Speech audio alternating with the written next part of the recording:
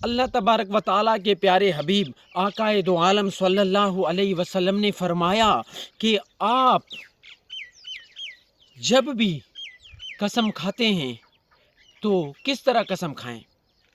अव्वल तो खामोश रहें, अगर कसम खाना है तो फिर किस तरह खाएं वो मैं आगे जाकर आपको बताऊंगा हदीस।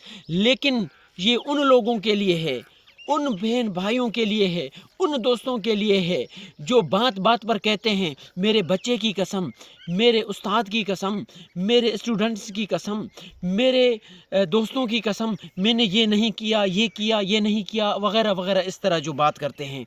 लेकिन मेरे प्यारे दोस्तों, उनके लिए सही बुखारी की हदीस शरीफ आपके सामने में ला रहा हूँ, आपको बता रहा हूँ कि मेरे प्यारे दोस्तों और मेरे सोने नबी पर कलमा पढ़ने वालों, आपका और मेरा नबी हमें इस हवाले से क्या फरमाते हैं।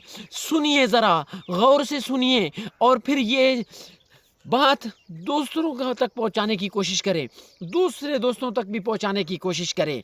अल्लाह तबारक व ताला के प्यारे हबीब आकाए दो आलम हज़रत मोहम्मद मुस्तफ़ा सल्लल्लाहु अलैहि वसल्लम फरमाते हैं कि अगर आपको कसम खाना ही है तो अल्लाह तबारक व ताला की कसम खाया करें, न कि किसी और की कसम खाया करें।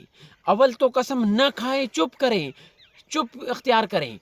अगर के बिलफर्ज करके कसम खाना आप लोगों के लिए लाजमी बन जाता है तो फिर आप अल्लाह ताला की कसम उठाएं, लेकिन और किसी के कसम न उठाएं। जैसे कि मुकम्मल अल्फाज में आप लोगों के सामने बयान करता हूँ।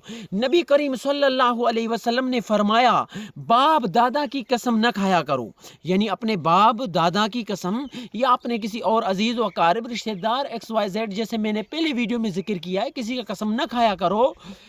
अगर किसी को कसम खाना ही हो तो वो अल्लाह ताला के नाम की कसम खाए, वरना खामोश रहे। तो मेरे प्यारे दोस्तों, दीन इस्लाम हमें मुकम्मल दीन मिला है।